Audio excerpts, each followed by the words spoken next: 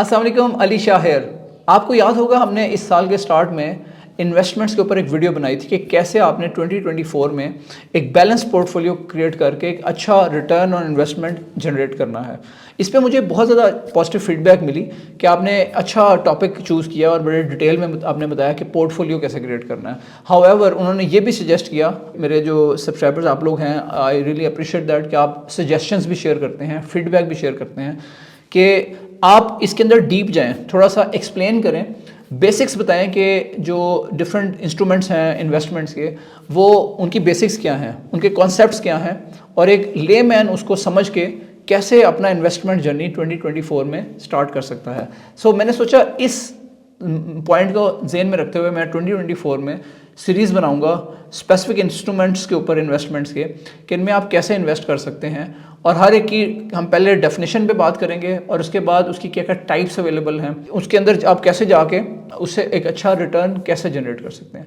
अगर आपने हमारे चैनल को अभी तक सब्सक्राइब नहीं किया तो मैं रिक्वेस्ट करूँगा इसे ज़रूर सब्सक्राइब कर लें, क्योंकि इसके बाद हम बड़ी इंटरेस्टिंग वीडियोस बनाने जा रहे हैं इन्वेस्टमेंट्स के ऊपर, कैसे आप एक अच्छा इन्वेस्टमेंट्स पोर्टफोलियो बना के एक अच्छा प्रॉफिट जनरेट कर सकेंगे इस साल। सो सबसे पहले इसमें हम बात करने जा रहे हैं म्यूचुअल फंड्स के ऊपर। म्यूचुअल फंड से मुराद क्या है? म्यूचुअल फंड से ये मुराद है, जैसे वर्ड म्यूचुअल है, म्यूचुअल बताता है कि कंबाइंड हो, कि कोई चीज़ मिल के बनाई गई या मुश्तरका तौर पे। फंड से मुराद है कि पैसे इकट्ठे करके एक फ़ंड क्रिएट किया गया। सो म्यूचुअल फंड्स ऐसे फंड्स होते हैं जो कंबाइन करके क्रिएट किए जाते हैं। फाइनेंशियल ऑर्गेनाइजेशन या बैंक्स ये फंड्स क्रिएट करते हैं। अगर आप एक सैलरी पेशा बंदे हैं और आपने कुछ अपनी सेविंग्स की हुई हैं, अब सेविंग्स के लिए आपके पास कुछ ऑप्शंस हैं, या तो आप इस पैसे को तकिए के नीचे रख दें, या फिर आप इस पैसे को बैंक में रख दें। अगर आप इस पैसे को बैंक में रखते हैं तो आपको पता है कि पिछले साल कितनी ज़्यादा इन्फ्लेशन हाई थी और उसकी वजह से जो पैसा था उस वैल्यू कितनी 30-40% पैसा अपनी वैल्यू लूज़ कर गया। So it's a very bad option to keep your money stagnant. अपनी पैसे को बैंक में ब्लॉक करके रखना it's a very bad option, ये अच्छी ऑप्शन नहीं है। अब हम आते हैं कि आपने इसे करना क्या है। आप अब इन्वेस्टमेंट करना चाहते हैं और आप चाहते हैं कि आप म्यूचुअल फंड्स में इन्वेस्ट करें। आप इन्वेस्टर के तौर पे एक पार्टी जिन्होंने म्यूचुअल फंड क्रिएट किया हुआ है उनके पास आएंगे और आपके बिहाफ पे वो इसको इन्वेस्ट करेंगे। अब इन्वेस्टमेंट की मल्टीपल ऑप्शंस वो आपके सामने रखेंगे। जब आप म्यूचुअल फंड्स में इन्वेस्टमेंट करने आते हैं तो इसमें ये क्या गारंटी है कि ये लोग जेन्युइन है और आपका जो हक हलाल का पैसा है और जो सेविंग्स हैं वो डूब नहीं जाएंगी? क्योंकि माजी में हमने देखा है कि बहुत सारे ऐसे लोग आते हैं, डबल शाह भी आते हैं, मुदारबा स्कैंडल भी हुआ है। सो क्या गारंटी है कि ये लोग जेन्युइन है? गारंटी ये है कि जब भी म्यूचुअल फंड्स दुनिया में किसी भी कंट्री में क्रिएट किए जाते हैं तो एक रेगुलेटरी मैकेनिज्म के तहत डिफाइन किए जाते हैं। जो फाइनेंशियल रेगुलेटर होता है, जैसे पाकिस्तान में SECP है, security exchange commission of Pakistan, ये रेगुलेट करता है म्यूचुअल फंड्स को। ये इंश्योर करता है कि जो भी एक बड़ी कंपनी या एक बैंक म्यूचुअल फंड क्रिएट करता है तो दे हैव टू ऑब्जर्व, इन्होंने एक फ्रेमवर्क के तहत चलना होता है। सो जो उनकी रेगुलेशन है उसके तहत काम करना होता है। SECP उसको रेगुलेट करता है। SECP उसकी सारी जांच पड़ताल करता है और उसके बाद वो फंड अप्रूव होता है और उसके बाद वो आप उसमें इन्वेस्ट कर सकते हैं। सो ये तो तरीका हो गया कि आपको पता चल गया कि ये एक प्रॉपर जेन्युइन चीज़ होती है और इसमें आपका पैसा डूबेगा नहीं। अब आगे चलते हैं। इन्वेस्टर्स हमने डिफाइन कर लिया कि एक इन्वेस्टर होते हैं, एक आपके जो म्यूचुअल फंड्स बॉडी होती है या उसे फंड मैनेजर कहते हैं, जो एक्सपर्ट्स होते हैं वो फंड जिन्होंने क्रिएट किया होता है, जो एक्सपर्ट्स होते हैं फील्ड के और उनको पता है कि कहाँ पे पैसा लगाना है जो कि अच्छा रिटर्न जनरेट कर सके। इसके साथ साथ हमने देखा कि एक रेगुलेटर होता है जो SECP है पाकिस्तान में। एक इसके अलावा एक और करैक्टर होता है, उसको ट्रस्टी कहते हैं। अब ट्रस्टी वो करैक्टर होता है जो ये इंश्योर करता है कि डे टू डे बेसिस पे जो फंड मैनेजर है वो सही तरीके से इन्वेस्टमेंट्स कर रहा है या नहीं, उसके ऊपर चेक रखता है, उसकी एक्टिविटीज़ के ऊपर। ट्रस्टी का भी ये रोल है कि वो इंश्योर करता है कि इन्वेस्टर्स का पैसा सही जगह पे और सही तरीके से इन्वेस्ट किया जा रहा हो। अब ये सारा जो हो रहा होता है तो इसके ऊपर जो ओवरऑल चेक एंड बैलेंस है वो SECP रखता है। सो ये सारी चीज़ें मिलके इंश्योर करती हैं कि आप पैसा डूबने का रिस्क है वो मिटिगेट कर दिया जाता है। जो ट्रस्टी फंड मैनेजर के ऊपर चेक रखता है और उसके अलावा SECP ओवरऑल चेक रखता है सारी म्यूचुअल फंड्स के ऊपर, इसकी वजह से इंश्योर किया जाता है कि आपका जो पैसा डूबने का रिस्क है वो मिटिगेट हो जाता है। अब हम चलते हैं, अगर आपने इन्वेस्ट करना है और आप म्यूचुअल फंड्स बहुत सारी दुनिया में एग्जिस्ट करते हैं, पाकिस्तान में भी एग्जिस्ट करते हैं, तो अगर आपके माइंड में ये क्वेश्चन आ रहा है तो क्या इनमें कोई इस्लामिक वे भी है, कोई ऐसी भी है जो शरिया कंप्लाइंट वे में इन्वेस्टमेंट्स की जा सकें? तो इसका आंसर है बिल्कुल, इसकी शरिया कंप्लाइंट शक्ल भी मौजूद है। तो इसका जवाब है जी बिल्कुल। शरिया कंप्लायंट म्यूचुअल फंड्स भी अवेलेबल हैं। इसमें क्या होता है कि इसमें जो फंड मैनेजर है उसके साथ एक मुफ्ती साहब एसोसिएटेड होते हैं, वो शरिया एडवाइजरी बोर्ड का हिस्सा होते हैं। जो फंड मैनेजर होता है वो अपना एक बोर्ड बनाता है और उसके शरिया एडवाइजरी बोर्ड का हिस्सा होते हैं वो मुफ्ती साहब, और वो इंश्योर करते हैं कि जो फंड मैनेजर है वो जो इन्वेस्टमेंट्स कर रहा है उसके ऊपर वो चेक रखते हैं कि ये इस्लामिक वे में अब इन्वेस्टमेंट हो रही हों और इनके ऊपर जो रिटर्न जनरेट हो रहा हो वो प्योर हिलाल हो। सो ये चीज़ें इंश्योर की जाती हैं। अगर उनको ये पता चलता है कि कोई इन्वेस्टमेंट ऐसी की गई है जो इतनी शरिया कंप्लायंट नहीं है तो उसका फिर जो रिटर्न होता है उसको चैरिटी कर दिया जाता है ताकि जो इन्वेस्टर्स हैं उन तक प्योर हलाल रिटर्न्स पहुँचे। अब हम चलते हैं म्यूचुअल फंड्स कितनी टाइप्स के होते हैं जिनमें आप इन्वेस्ट कर सकते हैं। नंबर 1 एक एक्विटी फंड्स कहलाते हैं। ये स्टॉक्स होते हैं जो डिफरेंट कंपनीज जो कि लिस्टेड होती हैं स्टॉक एक्सचेंज में, जैसे OGDCL है, हबको है, एंग्रो फर्टिलाइज़र है, मिज़ान बैंक है। सो डिफरेंट वर्टिकल्स में डिफरेंट जो सेक्टर्स होते हैं उनमें ये डिफरेंट लार्ज ऑर्गेनाइजेशन जो होती हैं ये अपने स्टॉक्स निकालती हैं। जब आप इनके स्टॉक्स में इन्वेस्ट करते हैं तो आप बेसिकली उनके साथ पार्टनरशिप कर रहे होते हैं, आप उनके शेयर बाय कर रहे होते हैं। इसका मतलब है अगर वो कंपनी ऊपर जाएगी, अच्छा परफॉर्म करेगी तो आपको अच्छा रिटर्न मिलेगा, अगर उस कंपनी को लॉस होगा तो आपको भी वो लॉस होगा। इसके अलावा एक अच्छी चीज़ इसकी ये होती है जो एक्विटी फंड्स होते हैं कि आपको सालाना डिविडेंड्स मिल रहे होते हैं। अगर कंपनी अच्छा परफॉर्म करती है तो ना सिर्फ एक साल में, कई दफ़ा एक साल में 3 से 4 दफ़ा भी वो आपको डिविडेंड्स दे देती है।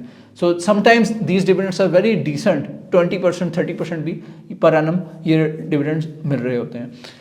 सो जब आपने एक्विटी फंड्स में इन्वेस्ट करना है तो आपने फंड मैनेजर को बता देना है कि मैंने एक्विटी फंड्स में इन्वेस्ट करना है, so that on your behalf they can invest on that. So basically equity funds में जब आप इन्वेस्ट करते हैं आप स्टॉक्स में इन्वेस्ट कर रहे होते हैं। सो एक्विटी फंड्स का मैंने आपको बता दिया कि इसमें नुकसान भी हो सकता है और मुनाफा भी हो सकता है। सो इसके अंदर रिस्क मौजूद है।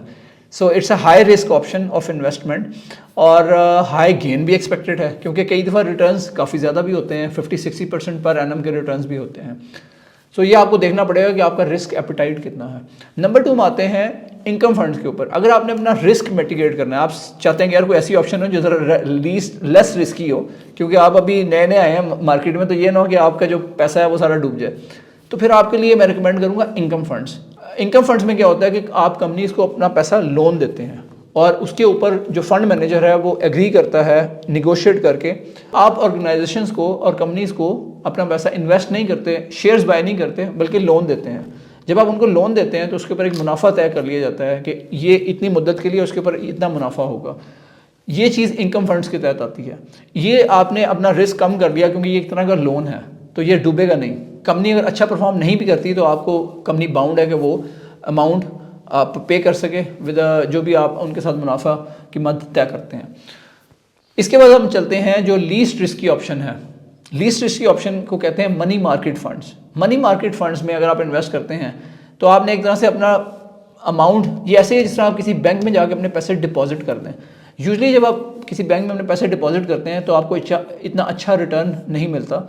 हाउएवर फंड मैनेजर जब आपके बिहाफ पे जाके करते हैं तो फंड मैनेजर का पूल काफ़ी बड़ा होता है। यूजुअली जो इन्वेस्टमेंट्स होती हैं इसके ऊपर रिटर्न इस पर डिपेंड कर रहा होता है कि आप कितना ज़्यादा पैसा जमा कराते हैं और उसके ऊपर ही बैंक आपको एक अच्छा रेट देता है, बेटर रेट देता है रिटर्न का, और कितनी ड्यूरेशन के उसके हिसाब से आपको एक अच्छा रेट मिलता है।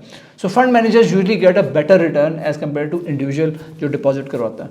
तो मनी मार्केट लीस्ट रिस्की है, इसके अंदर आपको पैसा बैंक में डिपॉजिट हुआ होता है, उसके ऊपर एक अच्छा रिटर्न आपको सालाना आ रहा होता है। So these are the 3 ways you can invest. अब आप ये कहेंगे अच्छा यार बड़ी अच्छी बात है, ये 3 चीज़ें आपने बता दी, लेकिन स्टार्ट कहाँ से लें? तो स्टार्ट आप यहाँ से ले सकते हैं कि मैंने पहले भी कवर किया था, हिलाल इन्वेस्ट एक ऐसी ऐप है जो शरिया कंप्लायंट वे में आपको इनेबल करती है कि आप पाकिस्तान में इन डिफरेंट वेज़ में 3 डिफरेंट वेज़ जो मैंने एक्सप्लेन की इनमें आप इन्वेस्ट कर सकते हैं। और मैं ये बताता चलूँ कि मेरा इनके साथ कोई ऐसा एग्रीमेंट नहीं है कि इन्होंने मुझे कोई कमीशन पे नहीं करना, but I personally like the solution that they have brought in. अगर 15-20 साल पहले की बात करें तो एक आम बंदे को पता ही नहीं था कि स्टॉक्स में और ये फंड्स में कैसे इन्वेस्ट करना है, ये इन्फॉर्मेशन कहीं भी अवेलेबल नहीं थी, और इसके साथ साथ शरिया कंप्लायंट का तो नामो निशान नहीं था। तो अब आप समझेंगे एक आम बंदे की पहुंच में ये चीज़ें आ गई हैं, एक आम बंदे की रसाई में अब ये चीज़ें आ चुकी हैं कि आप एक इंटेलिजेंट वे में एक अच्छे तरीके से इन्वेस्ट करके उसके ऊपर एक अच्छा रिटर्न कमा सकते हैं।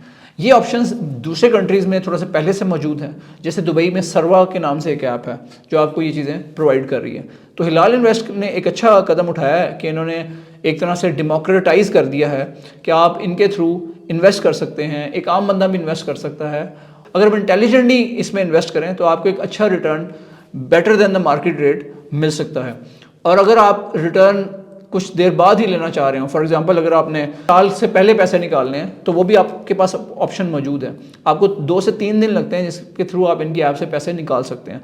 उसी शरह के ऊपर जो पूरे साल की थी उसके ऊपर रहते हुए आपको उतने दिन का प्रॉफिट मिल जाएगा जितने दिन के लिए आपने इनके पास इन्वेस्टमेंट की हुई थी। So that's a very good way to invest. तो मैं ये रिकमेंड करूँगा कि अगर आपके पास कुछ दिन भी कुछ अमाउंट पड़ा हो तो उसको खाली बैंक में ना रखें, बल्कि आप उसको हिलाल इन्वेस्ट के थ्रू इन्वेस्ट कर दें। So that will give you a good return, और आपका जो पैसा है वो इन्फ्लेशन के बेरहम हाथों से महफूज रहेगा। सो इस वीडियो में हमने आपको म्यूचुअल फंड्स के बारे में बताया और म्यूचुअल फंड्स क्या होते हैं, इनमें इन्वेस्टमेंट कैसे की जा सकती है। इसके साथ साथ मैंने आपको ये बताया कि इनकी टाइप्स क्या होती हैं। मैंने आपको हिलाल इन्वेस्ट ऐप के बारे में बताया कि कैसे उसके थ्रू आप इन म्यूचुअल फंड्स में इन्वेस्ट कर सकते हैं। अब मेरी नेक्स्ट वीडियो जो है वो इस बारे में है कि अगर आप ऐप के इंटरफेस को जानना चाहते हैं और एक बेसिक प्रोफाइल इसमें क्रिएट कैसे करना है और उससे इन्वेस्टमेंट रिटर्न कैसे जनरेट करना है, stay tuned for my next video, क्योंकि उसमें मैं सारी डिटेल आपसे शेयर कर रहा हूँ। तो लास्ट आपका क्वेश्चन ये होगा कि स्टार्ट कहाँ से लें इन्वेस्टमेंट के लिए। मैंने आपको 3 ऑप्शंस बताई हैं, मनी मार्केट फंड्स में इन्वेस्ट करें, इनकम फंड्स में इन्वेस्ट करें, ये इक्विटी फंड्स में इन्वेस्ट करें। तो मेरा आपको मशवरा ये होगा कि लीस्ट रिस्की ऑप्शन से स्टार्ट लें, which is money market funds. So आप थोड़ा सा अंडरस्टैंड करें इन्वेस्टमेंट्स होती कैसे हैं। मनी मार्केट से जब आप स्टार्ट करेंगे तो आपका पैसा महफूज होगा और आपका रिस्क बड़ा मिनिमाइज होगा। इसके बाद आप फिर उसके बाद आएँ इनकम फंड्स की तरफ और उसके बाद आए इक्विटी फंड्स की तरफ। कई लोग जिनको कुछ पता नहीं होता वो सीधे स्टॉक्स में आते हैं, पैसा लगाते हैं और वो सारा का सारा डूब जाता है और फिर वो गायब हो जाते हैं। वो समझते हैं कि यार ये किसी काम की नहीं चीज़ थी। Just because you do not understand something does not mean कि वो अच्छी चीज़ नहीं है। आपको चीज़ों को समझना चाहिए, रिसर्च करनी चाहिए, गेट द बेसिक्स राइट, और उसके बाद इन्वेस्ट आप करेंगे तो आपको उसमें अच्छा रिटर्न मिलेगा। सो आई रिकमेंड कि स्टेप बाय स्टेप चलें। Start with money market, then come to income funds and then come to equity funds. वो चीज़ इन्वेस्टमेंट्स में गोल्डन रूल याद रखें, किसी ऐसी चीज़ में पैसा ना लगाएं जिसकी आपको अंडरस्टैंडिंग ना हो, जिसकी आपको समझ ना हो। So I hope you like that video. Please give us a thumbs up if you like it. और इसके अलावा अगर अभी तक आपने सब्सक्राइब नहीं किया तो प्लीज़ सब्सक्राइब कर लें ताकि इस सीरीज़ की इन्वेस्टमेंट्स के ऊपर जो आने वाली वीडियोज़ हैं वो आप मिस ना करें। Thank you very much. अस्सलाम वालेकुम।